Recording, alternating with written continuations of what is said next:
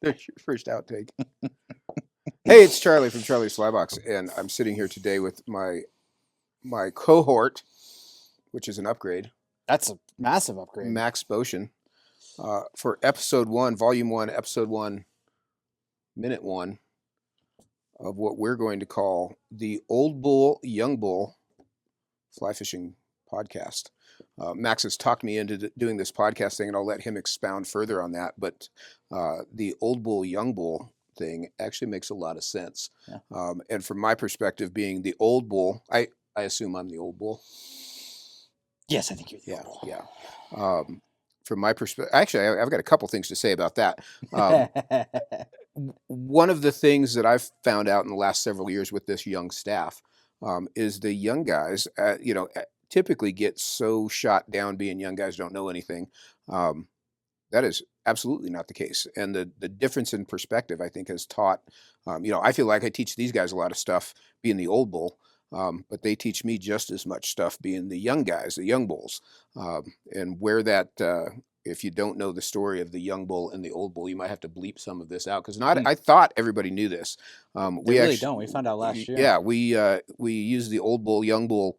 We had a logo made by Danny Lane with an old bull and a young bull for our 20th anniversary party last year, and so many people didn't know what that story was.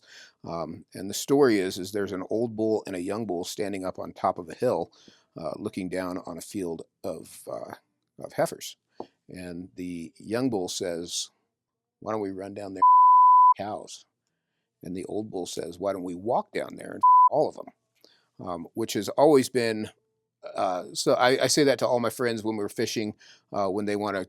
Max would be a great example of this. Great example. Run off and chase after every single one fish. Move through everything as fast as they can instead of just sit down and kind of watch what happens and sort of ease into it. We've all been the young bull. At some point, we'll all have been the old bull.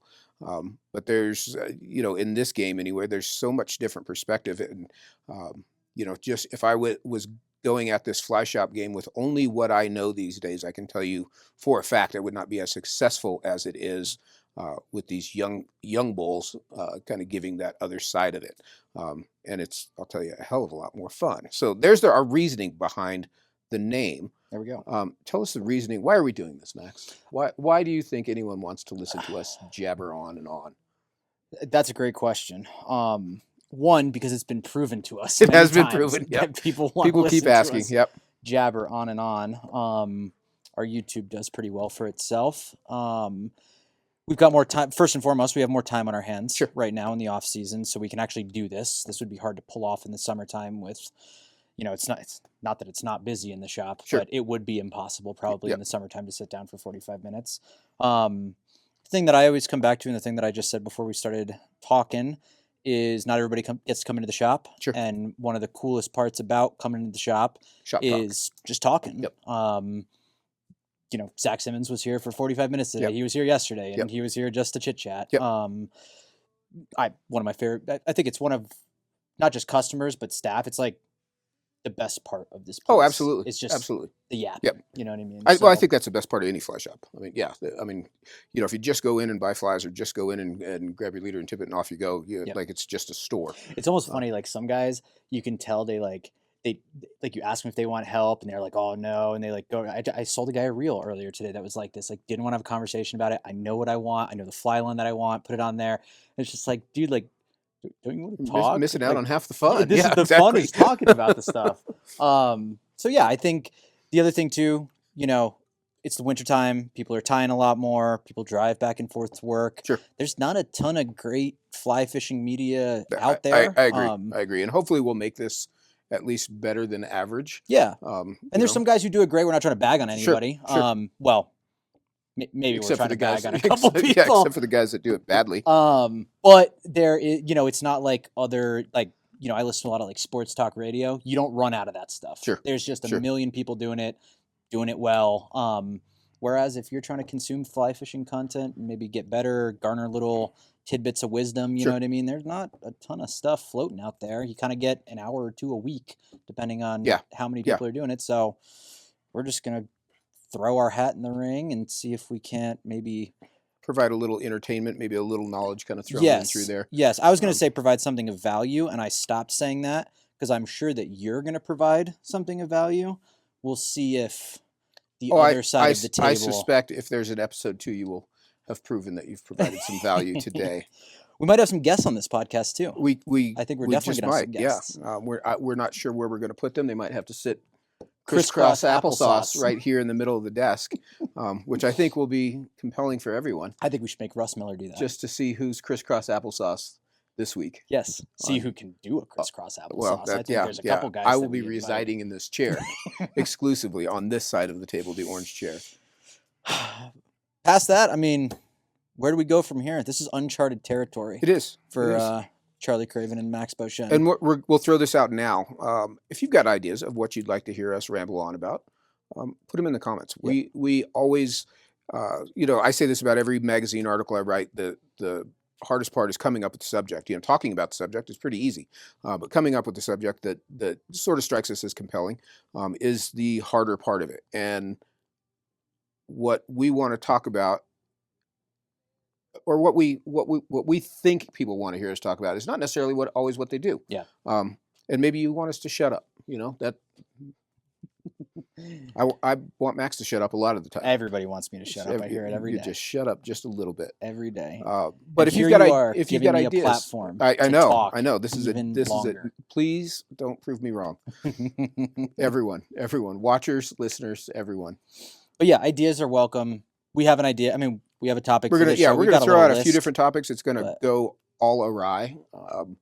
We've made this in a long enough format, hopefully, that if we do get off topic and shoot off on a tangent, it's not going to ruin the whole thing. Yeah. So, and my hope for this, and I think for people out there, is like we do a lot of like really topic oriented videos where it's the scope is pretty narrow, and we try to keep it to generally under 30 minutes, a lot of times under 20 minutes. Sure. And I think one of the things about you is you're Jaron said it the other day, we were all listing our favorite and least favorite things about each other, which is something that happens here at Charlie Slybox. Yes, and you can tell it's the off season. Icebreakers. Jaron loves icebreakers. Yes, he does. But Jaron said his favorite thing about you is that you kind of have an answer for everything, and you have like this depth of experience. And that's one of the things that I am excited about with this is I feel like we get to pull lots of, working here, we get to pull lots of little tidbits out of you because we have lots of conversations that are free flowing, and it's not to say that our YouTube doesn't do that as it is, but I think this will be just another cool way to do it. format. Well, yeah, I'll let you guys in on it too. Is this is actually, here's one of the things when we had that conversation. What I don't like about Jaron is he talks too soft. But I gather a lot of information from you guys also just hearing it. Half the time I'm sitting in my office working on the computer, but I hear the stuff that you guys say that is also feeds me little bits of information. Yeah. So that works both ways. That's not just an old guy thing for sure. Word. Well, word. Word. Well, we're gonna get better at this. We are as we go along. Maybe I'll expand my vocabulary a little bit to bet. That's a U word, not a me word. No, that was a U word first. No, that was a Jaron word. I've never said bet. That is a Jaron. That's a Gen Z thing, isn't it? Yeah. Yep. I try to not use the youth slang. You can't now. It makes me feel old. Max is 30 now. He has to speak like an adult. Yes. Yeah. Big words. Remember 30? Everybody keeps telling me I'm young. I don't really feel that young anymore. Yeah, well, try 54. I have like a savings account, and I did my laundry this morning before I came in here. Wow. It doesn't feel very young anymore. Oh. Well. What's new in the shop? What is new in the shop? We have a section that we were going to call "What's New Shit in the Shop." Every week we get new shit in the shop. Today, every week, the new shit we got in the shop is from MFC, Senyo's Shadow Fiber and Shadow Fiber Blend. This stuff is actually super cool. Dude, this brown trout one looks insane. Just about texted Greg Senyo a minute ago when I was looking through this. This is flash that's not flashy. It's not shiny. It's matte. It's matte finished. So it's got like this, I think this is a silver minnow color. Yeah, silver minnow. Has got some silver in it, but it's a matte finish. It's not glossy, shiny. And that just hatches all sorts of ideas of places to put that in existing patterns. Probably will spur some stuff that's brand new as Yeah. well. But I can think of 10 places to put that on existing stuff. Dude, this brown trout, this is a fly. It is, that is a fly. This Yeah. is just a Yeah. fly. Char said tie acrylics with that, and you've got a little brown trout. Yeah. Absolutely. Cool new stuff. You know, not necessarily groundbreaking, but that actually kind of is groundbreaking. Who'd have thought It's there'd be different. flash that's not flash? Yeah, it's different. That's cool stuff. That's something you're going to want to play with. These 3 packages that are sitting here are going home with me. Look at that. What else did we get? This Look at that. Trina's squirm material. Yeah, we have to take this out of the package. This is So I got to tell you a story about this, guys. Charlie Craven, when he first saw this in the MFC catalog, our rep meeting came to a screeching halt, and he put together an order on the spot for this material. He was so excited. Charlie, please tell us more about Trina's squirmy material. Squirmy material. That is all nonsense, I think. Did that really happen? Was that exciting? You were so excited about this. People have asked about this. And I know you are. This is actually right up Sam's alley. Yes, it is. The cool thing about the squirmy worm is a good fly. It does catch fish. It's another one of those stupid flies. You don't have to lie because we're in front of the fucking No, it's a good fly. It catches fish. Okay. Yeah. Have you not caught a fish on a squirmy? I've never fished a squirmy. Never tied a squirmy. Old bull? The only worm fly I've ever caught a fish on and ever fished is a pig sticker. I've never fished a sandwine, never fished a squirmy. Wow.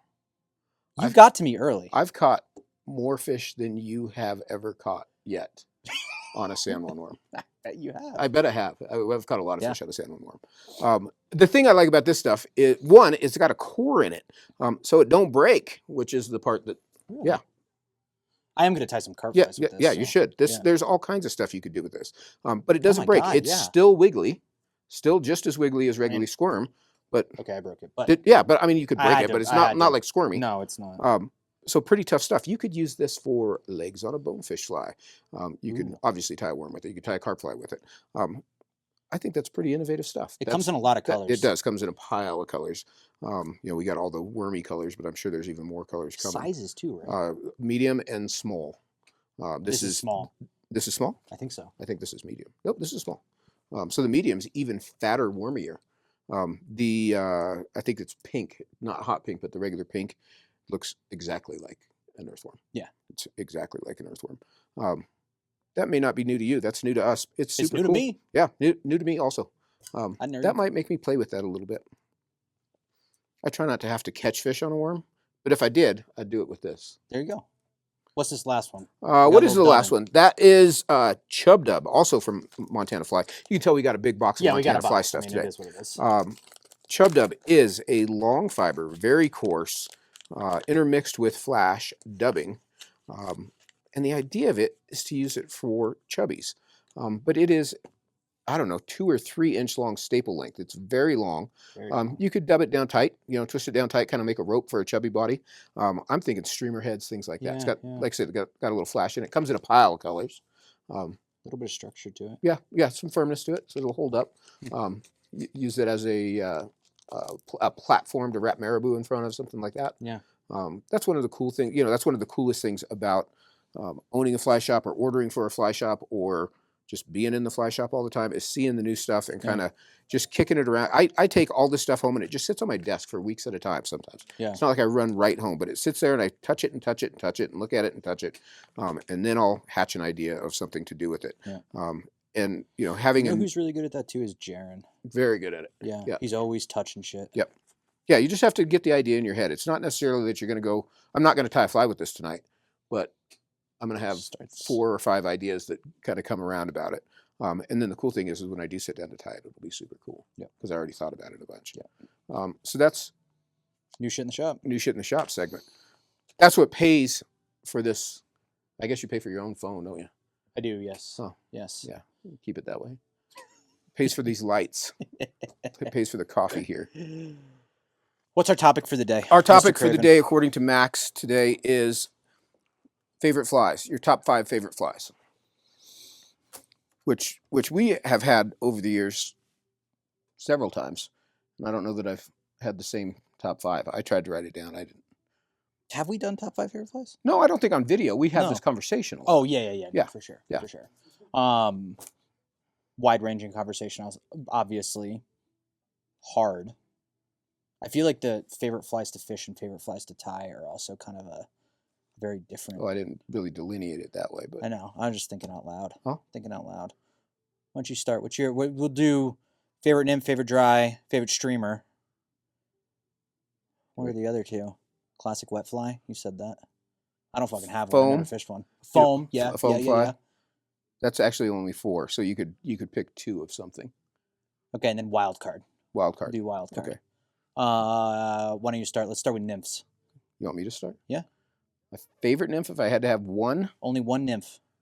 Ever. 2-bit hooker. 2-bit hooker. Size, color. Ooh. Red 16. Yeah. I know. Probably. Yeah. I know. Red 16. Yeah. When did you come up with the 2-bit hooker? You act like I remember. What is your earliest memory with the 2-bit? Like, do you remember when it worked? Like, do you remember? Oh, it worked the first day I fished it. Where'd you fish it? On the Arkansas. By yourself with Larry? I was with Larry. We had been fishing. Blow his mind to smithereens. We had been fishing like Mike Mercer's Micro May. Yep. Great fly. And had been fishing it a fair bit. So coming back and forth, I was trying to come up with some, that big fat giant bead on a Micro May just didn't make sense to me.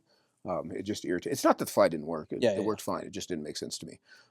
So I was trying to figure out how to make the fly heavier without such a big giant bead. And this all sounds so dumb in hindsight, and I'm sure I've covered this before, but doesn't matter. I went on and on and on trying to shove extra lead into the bead and even wrap tiny fine lead, flat lead on the front end of the hook before it finally occurred to me to just use 2 beads.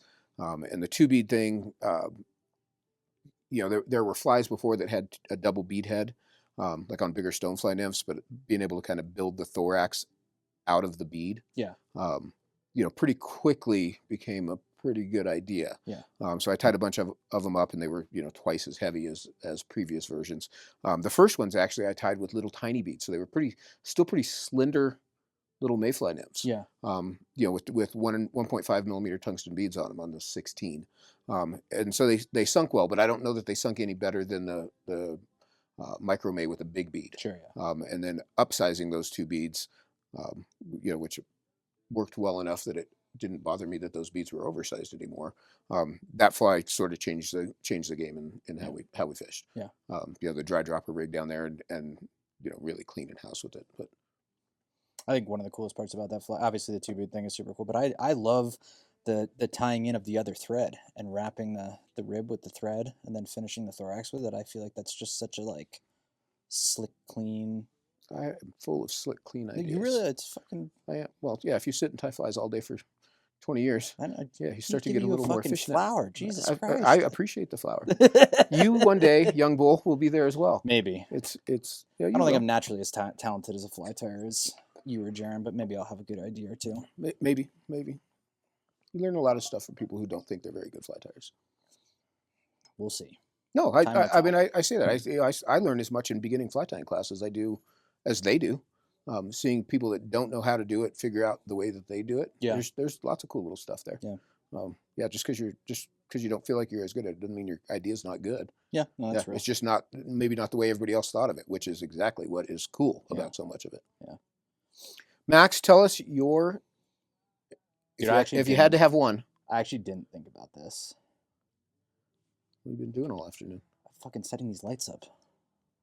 They take an extraordinary amount of time. It didn't take that long, but it took longer than it should have. Mm-hmm. The turning of the table is like you're adding the second bead. It is. It is. That's the kind and guess who thought about that? Kind of idea I came up with. I'm like maybe we'll just look at the camera around, just look at things a different way. Moving the lights around. It's kind of annoying sometimes. It is. As I've said, I'm very good at this. Favorite nymph.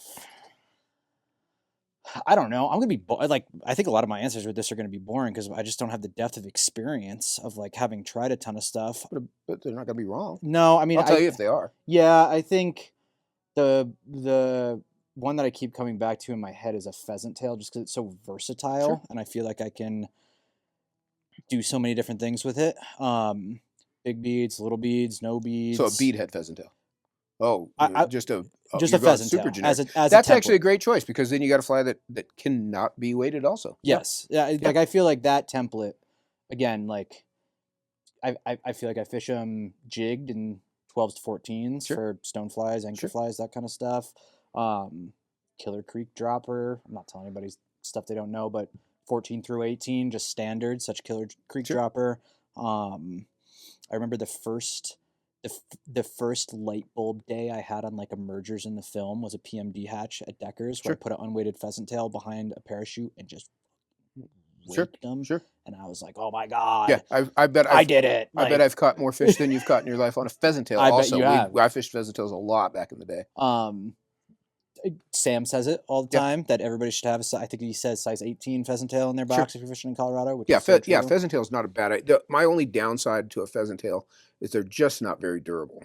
That is very true. But because they're so quick and easy to tie, it's never been an issue. Yeah, you can just have a million of them. Yeah, that's exactly, when I guided and we'd go through them, they'd get chewed up. I'd stick them back in my fly patch and just reuse the hook that night. Yep. They do get chewed up, but And even when they do get chewed up, they still they get still eaten. work It just doesn't really fine. fucking Yeah, matter. yeah, you get it where it's just the abdomen's on the hook. Yeah. Which always makes me think like, why do we tie the thorax? Well, I was gonna say it almost doesn't count as a pheasant tail, but I have tied them just thread bodied with like peacock curl and like little leg stick. You Sure. know what I mean? It's like a Yeah, same profile. pheasant tail, Yeah, but like yeah, that pseudo pheasant tail. way more durable Sure. that way. Yeah, so that would be mine. Very simple, very generic. You know what I actually thought about was, but I didn't want to sit here and jerk you off too much, was the little bit. I love that fly.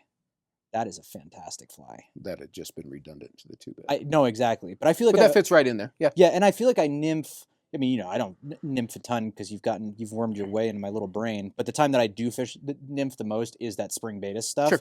And Me too. oh my Yep. God, that Yep. little bit, Yeah. so deadly. Yeah. So My deadly. second fly on my if I only had one list is a jujubatus. Yeah. Which fits right in there. Yeah. Yeah. If I only had one, that spring beta stuff would be probably a jujubatus behind a size 18 black 2-bit hooker. Pretty deadly. That's a pretty honestly all spring and a good part into the summer. Especially if you're fishing tailwaters. I mean, Yeah, if you're fishing yes, tailwaters, you yeah. can just run that rig all year long. Well, I mean, those same bugs are in freestones too. They get overshadowed a little bit by so that's a good point. As you kind of get into float season on freestones, you start to fish bigger stuff or dry dropper, a dry with a heavy dropper so that you're getting the fly down. But if you were to go I say this empirically because I used to do this because I didn't really know how to fish big freestones back in the day because I fished so many tailwaters. I'd fish that tailwater rig on freestones, and they'll eat a size 20 pheasant tail, size 20 RS2, size 20 bar emerger, size 20 jujubatus. They'll eat those just like they do on tailwaters in freestones. If you're wade fishing, not very great out of the boat. It's hard to control. For sure. Just doesn't. It's harder to get down. But if you're wade fishing, you just chop it up into the same kind of thing. Yep, for sure. Yeah, that's a good bet anywhere. It's funny you're saying the tailwaters are so different. Malcolm was in here yesterday and he was talking about fishing the Colorado for the first couple of times, and he was like, "Man, that's a real river down there." Yeah. No, I remember having trips to the you always get roped into a trip on water that wasn't necessarily your home water that you guided on all the time. And way back then it was the Colorado around Partial, and walking up and be like, I can't see any of them. I can see all the fish in the Platte. Yeah. So then you really start thinking like, where would I look for them? And then the light goes on in your head, and you're like, well, they'll be in the same places where I would look for them normally. So all those shallow riffles that you can't see into as well, the fish are in those same spots. For sure. And it's I remember that being a whole other epiphany. Like, you can catch them even if you can't see them. Yeah. Because so much of my game was sight fishing. That for the first part of it of my guiding career, for sure was because I was the strike indicator. Yeah. Because I could see the fish and I could yell set. Yeah. Being able to kind of pick that up and all of a sudden be blind and have to figure kind of out. exciting. It is. That was compelling also. Yep.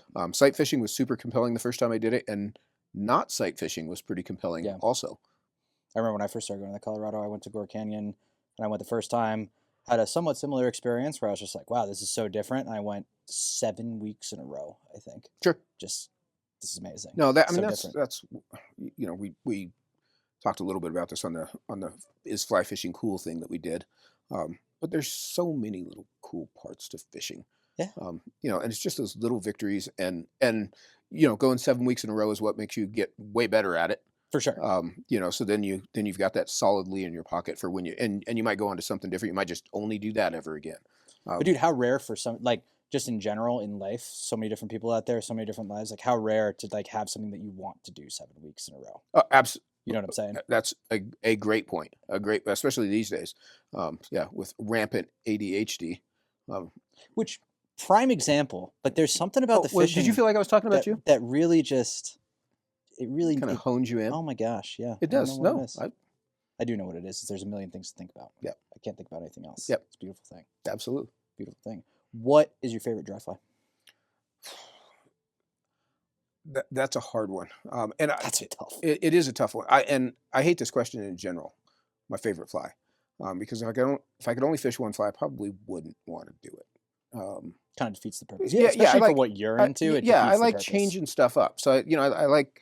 I know what already works. If I if to pose this question better for me is if I was going to starve to death if I didn't catch fish, What would you what would I use? use? And if it had to be a dry, um, and there's a little variance to this, but um, a mole fly is an awfully good bet. Yeah. If you have rising fish, eating mayflies or midges even, Yeah. a mole fly in whatever size is appropriate. Let me ask you a different question. What are your top 3 favorite dry fly patterns to tie? I still love tying humpies. Still love tying humpies. I tie more humpies than I get to fish with every year. There's a picture of a humpy right I there. have. That's a beautiful humpy. I remember tying that one. Look at that. Do you remember every humpy day? Do you remember every humpy you've ever tied? No. I really enjoy it. There's enough. It's a complicated enough fly. You really have to be on your game to tie it. When they come out well, they're beautiful. Yeah. And it's a fly. One of the things that makes a fly interesting to me is if I have a story in my brain about how I fish it or think about fishing it. I tie a lot of humpies during the winter. Because I can sit down, with a perfect piece of elk hair that I pick through and find just the right one, and I can sit down with some perfect tackle and tie up that bunch and think about when I fished in this summer and how cool it was and what weird spots. I remember fishing with Danny Lane on the Snake. In a PMD hatch, and I told him I was going to put on a yellow humpy, and he was like, "What is this, 1970?" So I love blowing people's mind with those old flies. Yeah. And then I go fish with John Flick, and a yellow humpy is just standard issue bug to fish.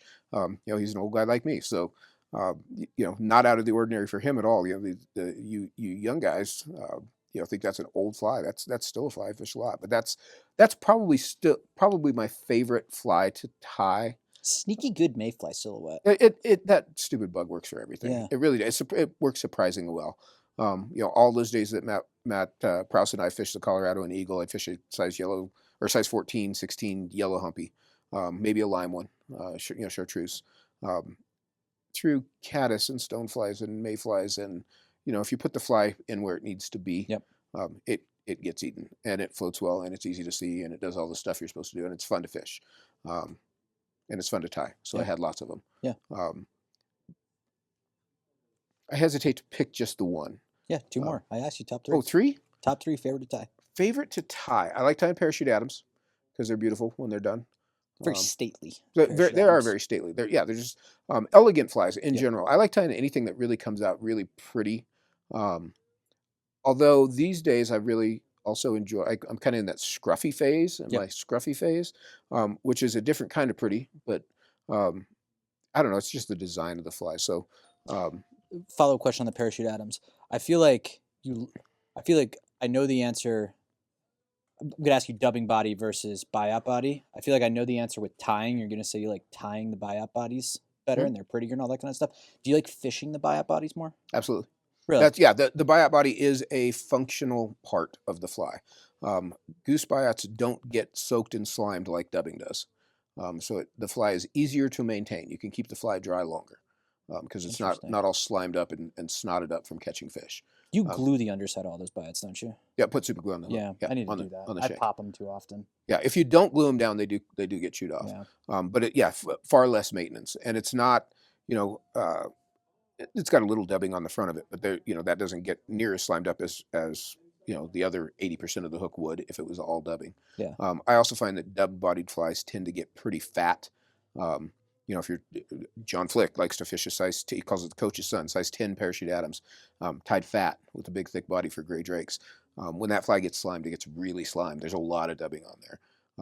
It's not to say that you couldn't really make a fat-bodied, biot-bodied fly. Yeah. But you could tie a biot-bodied gray drake in a size 10 with a turkey biot. Yeah.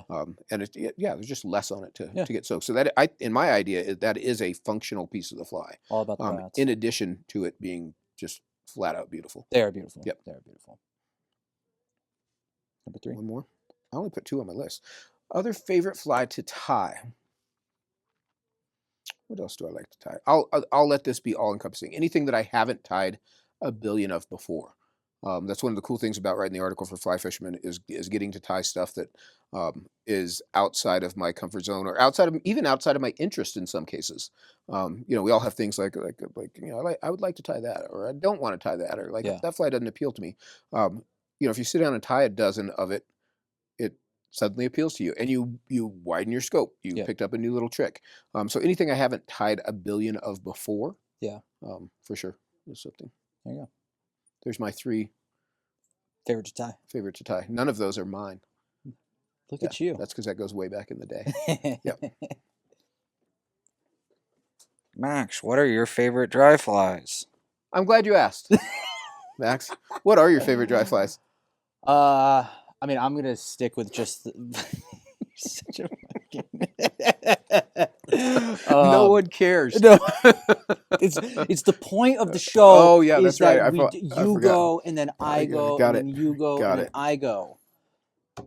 Nobody cares, but it's just about the flow. It's the you know what I mean? It's the tism. Exactly. We gotta. If it was just you, it would be another 25-minute video. I could just stop there. I have to continue to talk to elongate video. I thought we had a meeting about this. We did. You guys don't care what I have to say. My favorite dry fly is my dry fly, the Best Maker, because I made it. You helped me make it. Char helped me make it. Everybody helped me make it, but it feels like it's mine. I don't know.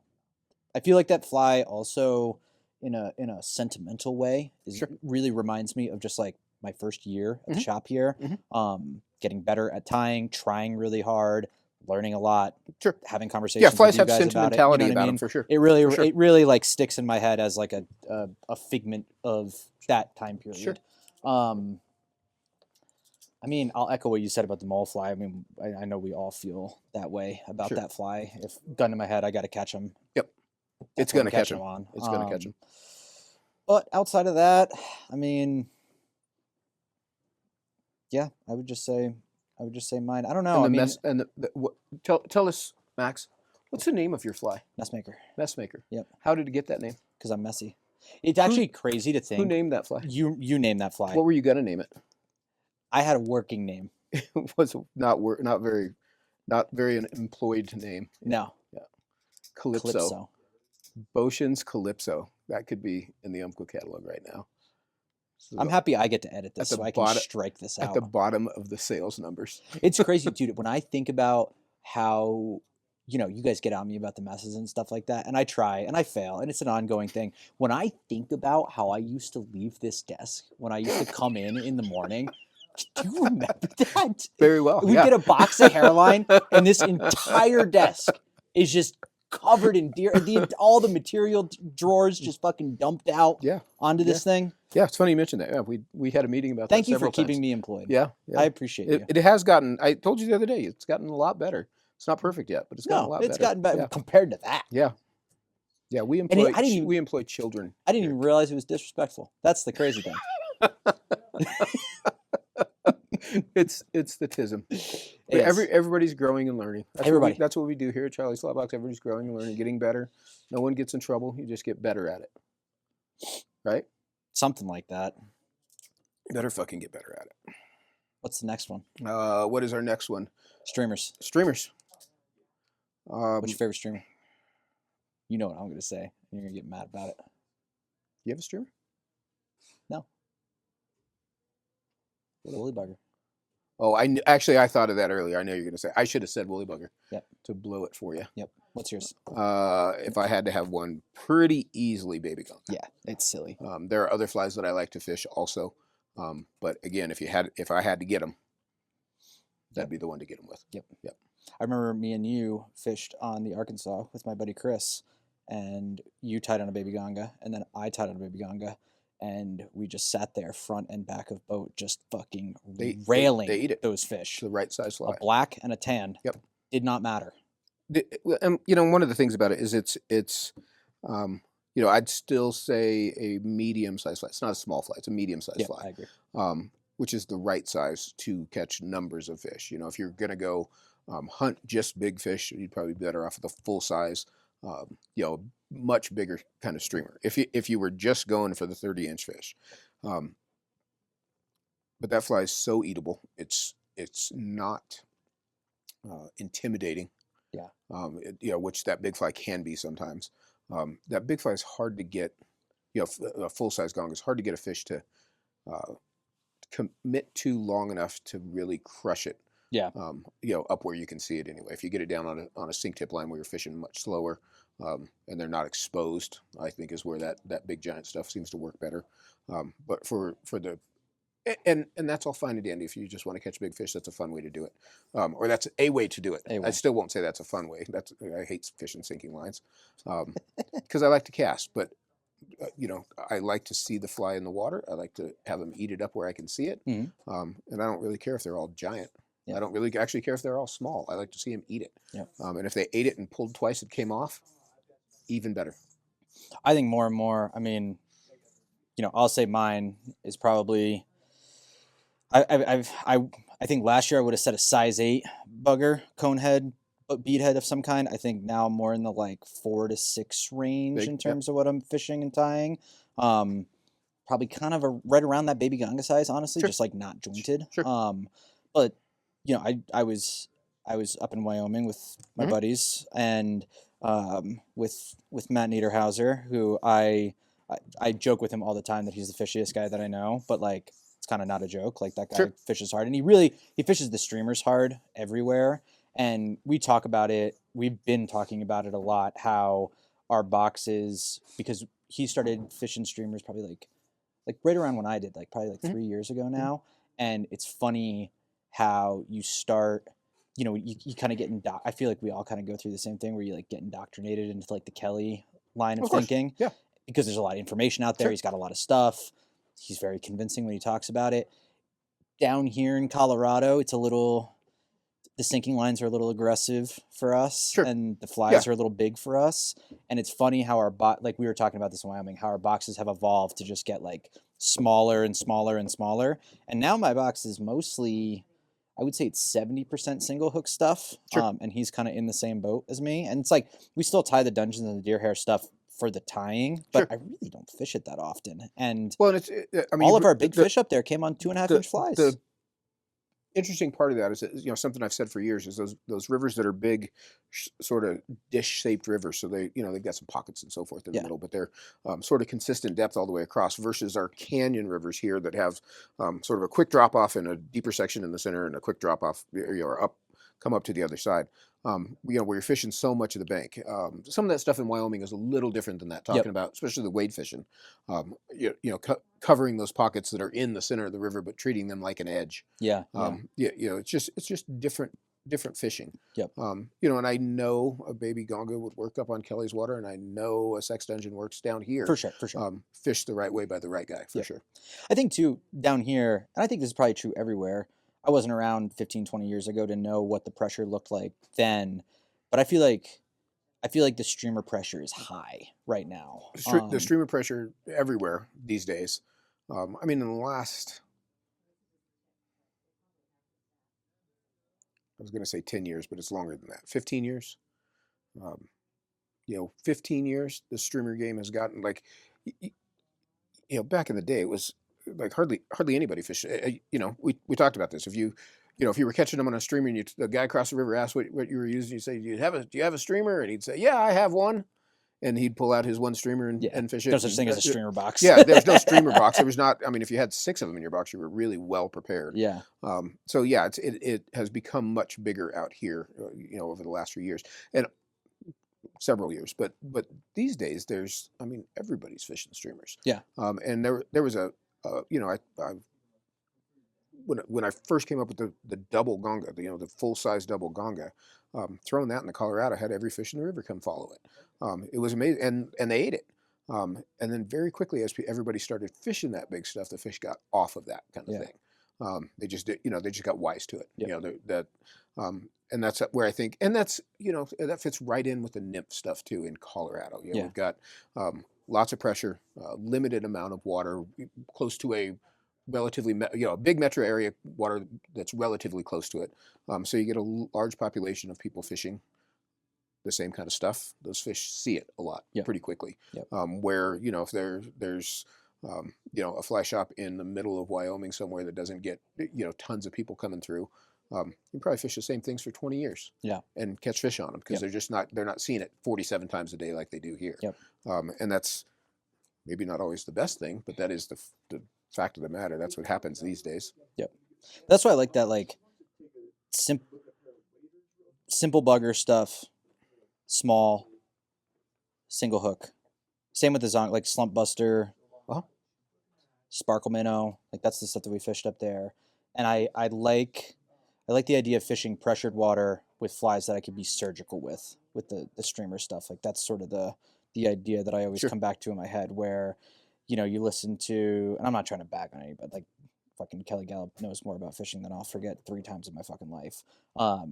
But so much of like the streamer stuff that I feel like when you first start getting into it, and like for me, when I first started getting into it, I wasn't working at the shop. I didn't have your brain to pick. Like I was just on YouTube like everybody else, and everybody just talks about like reaction strike, reaction strike, reaction strike. You're trying to get reaction strikes, and it's, I think I catch. I'd be curious to hear your thoughts on this too. I feel like maybe 20% of my streamer fish that I catch, 10% are like true reaction strikes because I'm not really fishing big stuff. Not fishing big stuff, and you're not fishing it. I'm not fishing fast. aggressively. No, not at all. Like I look for food-oriented eats. Yeah, like that is what I'm looking for. I think I think me and the guys. Smaller streamer stuff is what they eat. Yeah. It's not that they. I think of the reactionary thing as the fish turning and chasing a fish out of his zone and and maybe eating him. Yeah. And I think or a big fish that is used to eating a big fish. A big bait. Yeah. Most and there's of just those certain fish fish behavior, like when you're on the boat, not to cut you off, but it's like when you're on the boat and you're watching a fish chase it, like those reactionary fish that have like triggered that, you can see it in their body language. They get almost like cat-like, and they flash it, hit it, or they swipe at it, hit it. The ones that you catch that on the smaller stuff that are more committed, even when you're working it fairly fast, there's just a commitment level to that smaller stuff. Oh, they're just going to swim forward and eat it. They just eat it head first every single fucking time. Like they're not flashing it. They're not toying with it. They're not reacting to it. They're just, I can kill that. Boom. Like, that's the next bite. Easy peasy. Mm-hmm. That's actually a great observation. That's a little something from the young bull. Look at that. Oh. I've watched a lot of those fish eat those small flies, and it's just they never guess at it. Those big flies, you can see it in their you can see it in their body language. Well, I think too, fishing them slow. It seems to me when fish eat a fly slow, they are aware it can't get away. Like they are convinced they've snuck up on it. Yes, and it does. It's the shark just. Well, what I'll tell you, my favorite, like on the a place like the Dream where you have a big drop off. I know exactly what you're talking about. With the eddy, you know what I mean? Get that thing to flutter down the drop off. Twitch it up into the eddy like it's trying to get out, and then just let it pause up in the eddy like I escaped. Oh my god, they just come out of nowhere. Come out, it's like Jaws coming out. That's exactly what I mean. They're 100% confident they don't know it's coming. Yes. Where those chasers, like, am I going to commit to it? Is he going to run faster? Am I going to be able to get him before he gets away? Yep. Is it worth the effort? Yep. Where in there they're like, they're sitting in the bottom. They see that little thing swim over the top of them, like. He doesn't know I'm here. That's one of my favorite things about wade fishing presentations. That's mugging. That you really can't, for sure. That you really can't achieve from the boat stuff. I'm kind of thinking out loud now, but like with the boat, you're always casting up shallow, pulling it back to you. A bit more reactionary. Sometimes they come off the shelf and crush it, but a lot of times it's almost like right when it hits the water up on the shelf, maybe a pull, and they hit it. I love that. I like working upstream with the streamers, working it back down kind of jig style. But I think the real key that I love is the working it back down and then playing that escape game up into the shallows. You can't do that from the boat because you're fishing away from the shallows. And again, like pulling it out of the current and just like like flitting it behind a Sure. boulder. You know what I mean? Like I escaped, and this is my new little you know, home. and that's They it's funny that you fucking say hate that. that. Like you know, I think of doing that when I was a kid. Like, you know, you put a fly in the water and you should play with it and see what it does and how it swims and make it look like a fish. And that's, you know, we have people ask every day, like, you know, how do you fish streamers? You put the fly in the water, you make it look like a fish. Yes. And there can You fish it you can every day stop. for 3 Yeah, years, yeah, and then you figure out how to well, fish and a you wiggle streamer. it around and you make it look like a fish. So look at your fly in the water and see what it's doing. You know, make it twitch and dart and stop and dart again, and you know, long pole. Just think of if it was in front of a fish, how you know how you tease your cat to eat it. Yes. There's so much of that. It's not, and there's not a concrete answer to how to fish it. Yep. Make the thing look like a little fish. I love the cat analogy because as somebody with a cat, like playing with As them, someone dude, with a cat. it's so cool to see.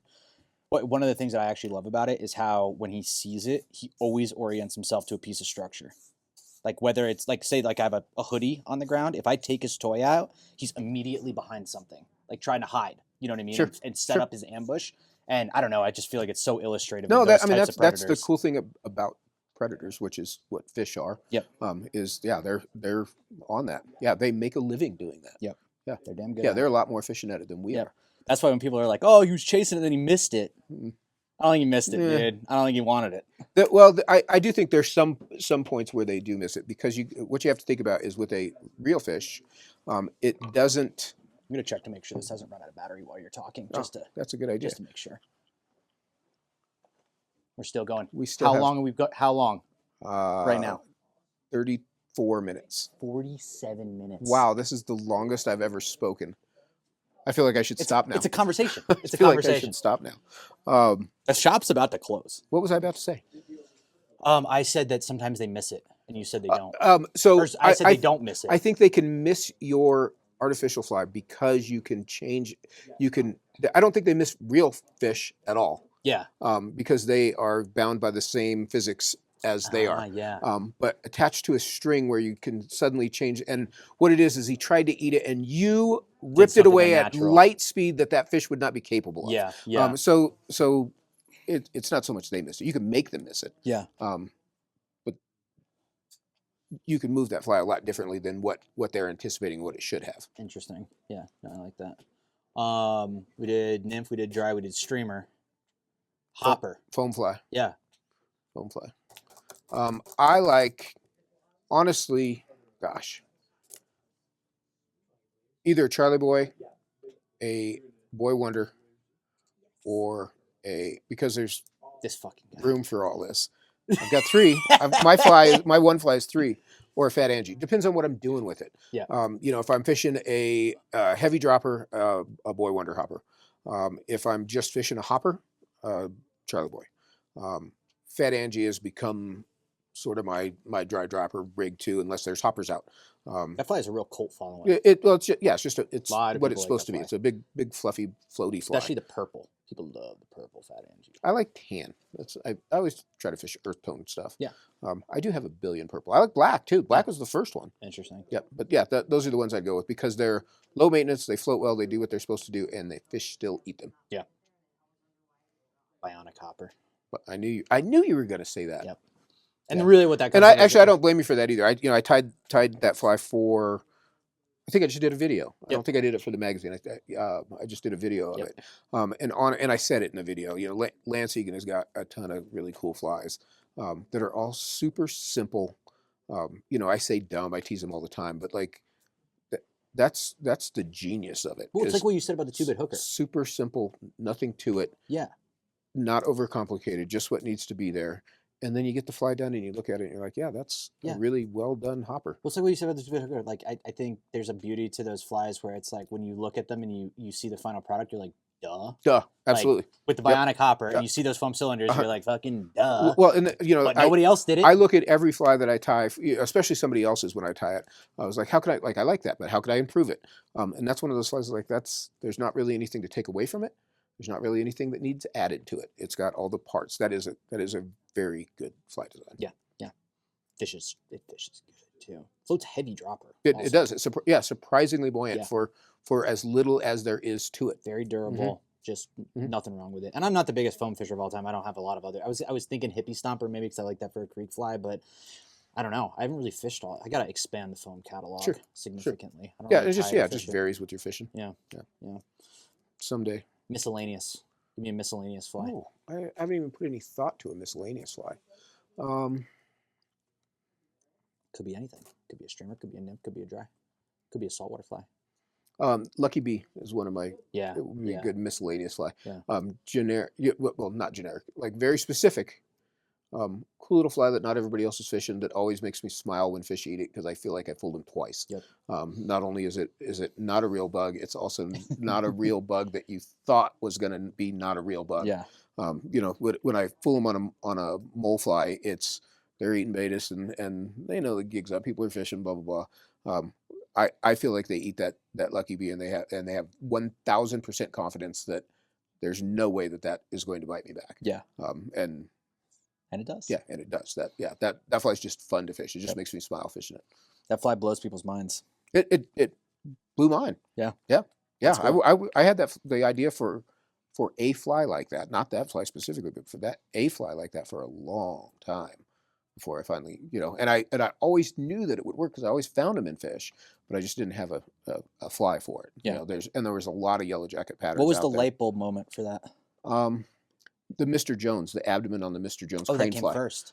That came first, Interesting, yeah. and thinking like I could make this smaller, and maybe start and using the mono as the waist, having that distinct waist between the pieces, is where that idea came from. It worked on the Mr. Jones. I wanted the mono so that I could have that long body, extended body, but have it collapse when a fish ate it, so Yeah. it wasn't just a rigid long fly, trying to make a big fly on a small hook so it'd float and blah blah blah. But then that piece was like that's the waist on a yellow jacket, and it came.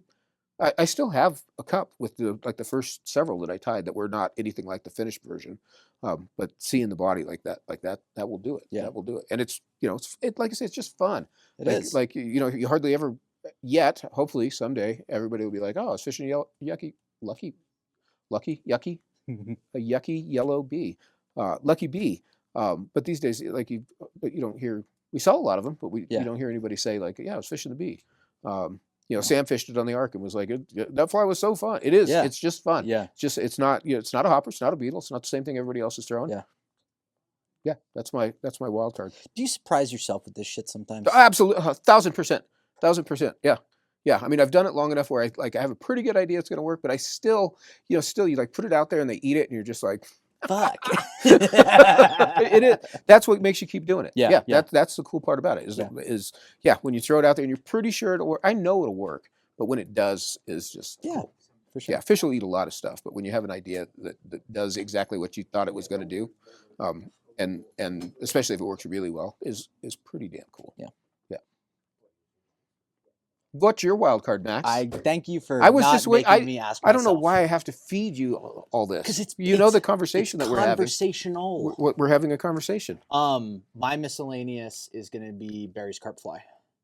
Oh, okay. I think it's Do you use that for trout? I don't. No, I use that for carp. For carp. But that's why they call it Barry's carp fly. Yeah, it's just a fly, and we're talking about flies, not trout flies. That's Jaren's favorite carp fly, and I'll give it up to Jaren. He's a better carp angler than I am, so I'll just. Jaren's a better angler than all of us, anyway. Yeah, probably. But the thing that I appreciate about that fly is I really think it is a perfect design for the river that we fish here. Sure. It was designed for this river. It's there's crayfish patterns out there, but it's an impressionistic crayfish pattern in like a different way. Like there's not really, at least for me, like nothing else that I really know that's like that.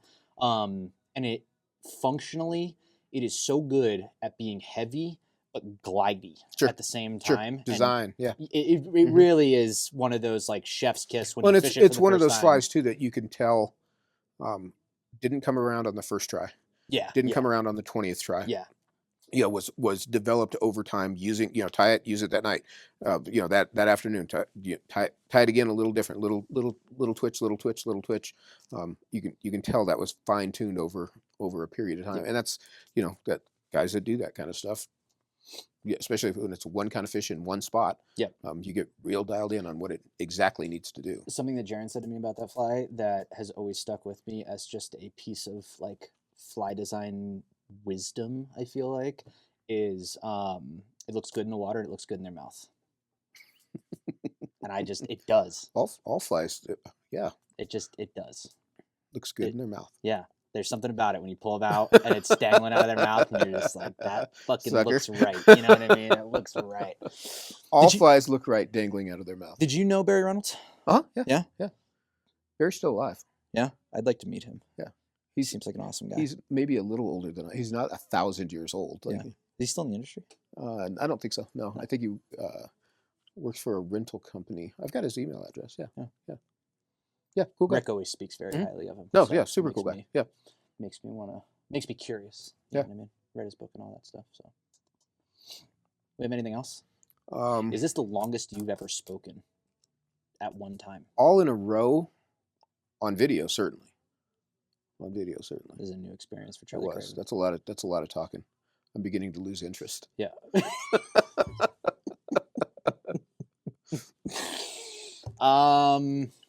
Hopefully, we get some more compelling guests on this little. We little can't thing. keep doing this. Will drive you fucking crazy if we well, sit down and do this. Yeah, there's going to be 7 minutes of Charlie Craven and 40 minutes of Max. No, it ain't gonna be like that. I hope not.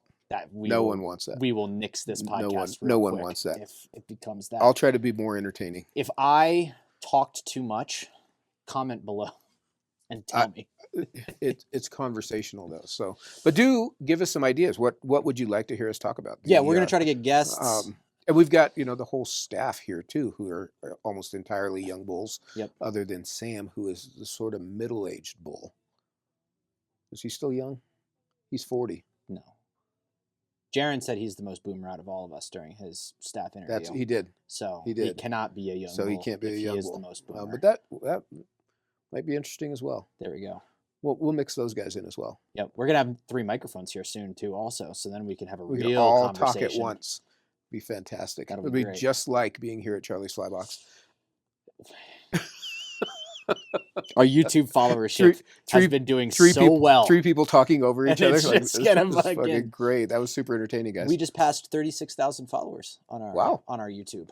I don't know where you see that, but I saw it. it's like a statistic somewhere. Maybe on I there. just made it up. I never to look at make any of myself that. look good. You could tell me whatever number it was, and it'd be awesome. 100,000. 100,000. That Look seems at like a that. lot. Thanks, Awesome. guys. Good work. Thanks for 100K. Good work. here at Max has Charlie's done a Flybox. spectacular job with our social media. He's doing Stop. keeping an old guy doing cool stuff. So I We appreciate that. We do cool stuff here. We do cool stuff. It stays interesting also. and which it is makes nice. it fun. So, Yep. and that is what we say all the time about this video stuff. Everybody says they like it, and we say, well, you know what? We have a really fun time, good time with it. It is fun. So hopefully we'll do this more and have even more fun with Yeah, it. it facilitates these conversations too, It which is does. actually kind of nice. Yeah. Because you get really annoyed when I just sit in your door. When you all just the stand in time my doorway and when I'm just- trying to work. Yes. So now you've got 40, That's my fucking grand plan with this. 45. I just get 45 minutes unabated. Max used to come in, still does, but used to come in with a sheet of notebook paper with the questions he wrote down from the night before Yes. on his own. Not in a group or anything. He'd just write down questions and stand in my office door and ask me 7 or 8 questions in a row before I could begin my workday. It's gotten. I let you begin your workday now, though. You do. You give me Yes. sometimes you give me 10 minutes. Sometimes you give me half an hour. Yep. That's gross. Yeah. That's It maturity. is. He's growing up. That's adult. Our little boy is growing up, folks. And with that, That's all we have. episode 1, Old Bull, Young Bull. Hope you liked it. Keep watching. Charlie'sFlybox.com. We'll have something fun. Flash. That isn't Flash. New shit in the shop. Imagine that. See you next time. Hell yeah.